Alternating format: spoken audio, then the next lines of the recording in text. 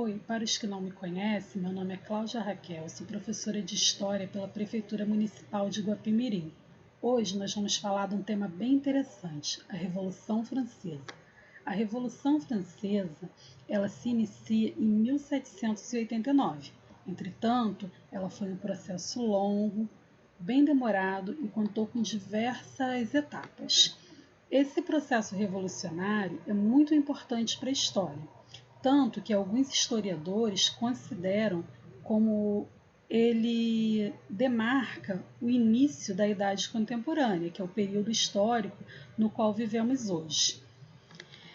Esse processo revolucionário ele foi liderado pela burguesia francesa. E no final desse processo, a burguesia conseguiu acabar com os direitos, com os privilégios de nascença da nobreza francesa. Ou seja, uma pessoa deixou de ser importante pela posição social que ela nasceu.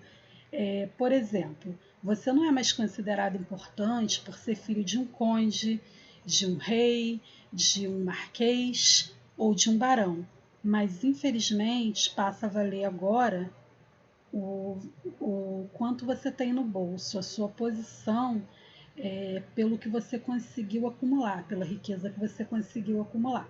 Mas para falarmos sobre a Revolução Francesa, precisamos primeiro entender um pouco do contexto em que a França vivia naquele momento.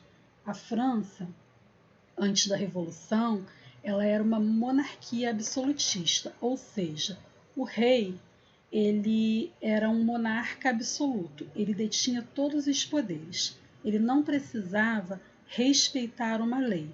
O rei ele exercia os três poderes, tanto o poder legislativo, que é o de criar lei, como o executivo e também o judiciário. Um rei ele poderia mandar prender um inimigo, poderia condenar essa pessoa à prisão ou até à morte. Não havia um judiciário autônomo, independente, que pudesse fazer justiça, certo? A França era um país extremamente rural. Grande parte da sua população, 98% da população, vivia no campo, plantando e colhendo. Entretanto, a quantidade de alimento produzido na França não era suficiente para sustentar a imensa população francesa. Então, as pessoas viviam na miséria. Uma pessoa comum, o pobre trabalhador, mal conseguia comprar um pão para se alimentar. Esse era o quadro em que vivia a França. Vale também lembrar que a França ela tinha um modelo, uma estrutura com resquícios do feudalismo. Ela era dividida em 3 estamentos ou 3 ordens sociais. Uma vez que você nascia em uma desses estamentos, você não tinha possibilidade de mudar. Então vamos lá, na pontinha da pirâmide, aí na imagem, nós temos o rei, nós não vamos contar. E depois 3 grupos sociais. O clero, que é o primeiro linha amarelo, era composto por membros do alto escalão da Igreja Católica. Essas pessoas, elas não trabalhavam, elas viviam de taxas e impostos pagos pelo trabalhador, ou seja, impostos não, dízimos, mas esse dízimo era obrigatório, não era opcional. Depois vem a nobreza. A nobreza, também assim como o clero, era proprietária de muitas terras dentro da França. Essa nobreza, claro, ela não trabalhava na terra. Quem trabalhava era quem? Pessoas comuns, os servos, que cultivava, ficava com muito pouco para comer. Grande parte da produção era pago para a nobreza em forma de impostos e taxas. E por último, essa última camada na base, no pé da pirâmide, ela é composta pela maior parte da população. Quem se encaixa nesse grupo social? Todas as demais pessoas. Se eu não sou parte do clero, se eu não sou parte da nobreza, eu sou parte do terceiro estado, ou seja, a grande massa de trabalhadores. Dentro do terceiro estado, havia pessoas ricas e pessoas pobres.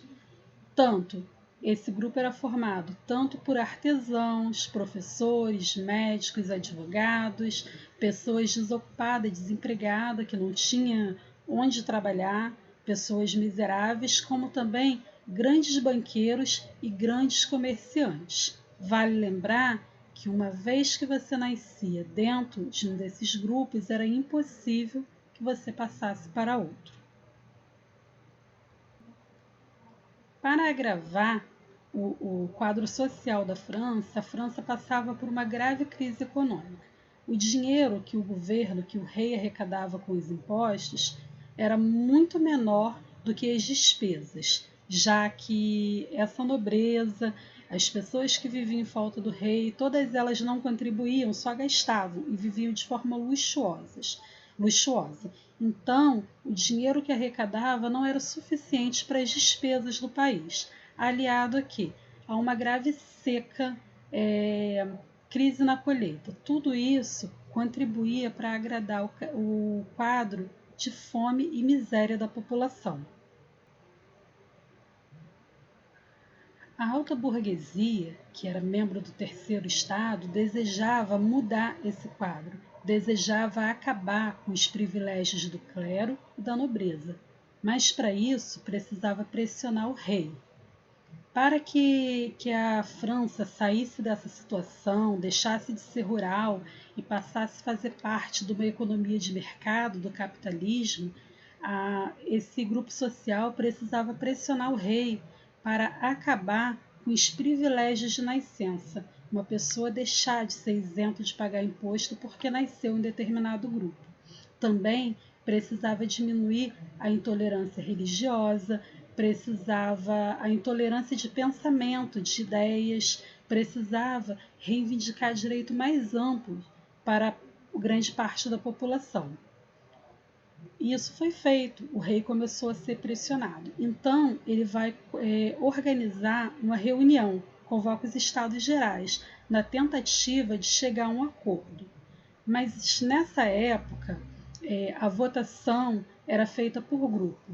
Cada grupo social tinha direito a um voto, ou seja, o clero um voto, a nobreza um voto e os demais outro voto. O terceiro estado, sendo que nobreza e clero tinham a intenção de manter, de continuar, de conservar essa estrutura em que vivia. Os dois se uniam e sempre derrotava o terceiro estado na votação. E isso vai causar desavença. O rei não vai conseguir mediar, resolver esse problema, porque ele quer proteger esses outros dois grupos. E aí, com mais pressão do terceiro estado, o terceiro estado acaba por a revelia, sem a participação da nobreza e do clero, tentar elaborar uma nova constituição para o país. Constituição é o conjunto de lei maior que rege um país. Todas as leis reunidas formam a Constituição. E aí, eles vão reescrever essas leis, ou melhor, escrever um conjunto de leis e tentar obrigar o rei a aceitar essas leis, obedecer essas leis. Ao mesmo tempo que o terceiro estado está escrevendo, criando essas leis, se inicia um levante popular na França, em Paris, para ser mais exato, e outro entre os camponeses, e assim se inicia a Revolução Francesa. Em 14 de julho de 1789, a massa de populares, a população, toma as ruas, iniciando a Revolução. E aí eles vão invadir a Bastilha. A Bastilha era uma velha prisão onde o rei mantinha os seus inimigos políticos. Essa prisão era símbolo do poder real, símbolo do absolutismo. Então, por isso ela foi escolhida. Essa invasão foi simbólica. Em 4 de agosto, o terceiro estado consegue instituir uma série de decretos. Entre outras coisas, eles cortam os privilégios da nobreza, a isenção de impostos para a nobreza e para o clero, confisca terras da igreja e da nobreza. Eles também declaram que todo homem é igual perante a lei. A Declaração de Direito do Homem e do Cidadão diz que todas as pessoas são iguais em direitos e em deveres. Não mais tem privilégio por eu ser o rei, por eu ser o conde, todos iguais. Nesse momento, o francês ele deixa de ser um súdito real para se tornar um cidadão, uma pessoa que, apesar de ter obrigações, ela tem direitos perante a lei. Então, após o início, o estopim da Revolução, a França passa a ter um novo tipo de governo, ser chamado monarquia constitucional. O rei ele vai continuar a ser rei, mas ele vai ter que obedecer às leis.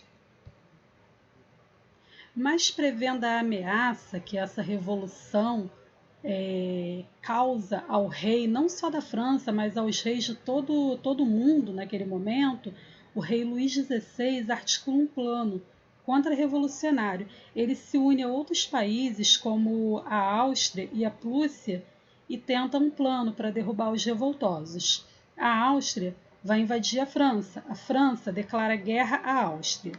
E aí, a população parisiense, após perceber que esse foi um plano do rei da França, ela faz o quê? Invade o Palácio Real, onde o rei vive, prende a família real e o rei e a sua esposa, Maria Antonieta, serão guilhotinados, eles vão perder a cabeça. E aí acabou a monarquia constitucional. Agora a França vai precisar de um novo modelo de governo. E agora, com a morte do rei, quem vai governar a França? Nesse momento, o terceiro estado, dentro do terceiro estado, entre os revolucionários, havia 3 grupos políticos, 3 facções. Os girondinos, que eram pessoas que defendiam mudanças, sim, na sociedade, mas elas queriam mudanças superficiais. Elas queriam manter alguns privilégios para os mais ricos, queria continuar uma sociedade elitista. Essas pessoas, elas se sentavam à direita do rei, certo? Ou seja, era de direita política. Depois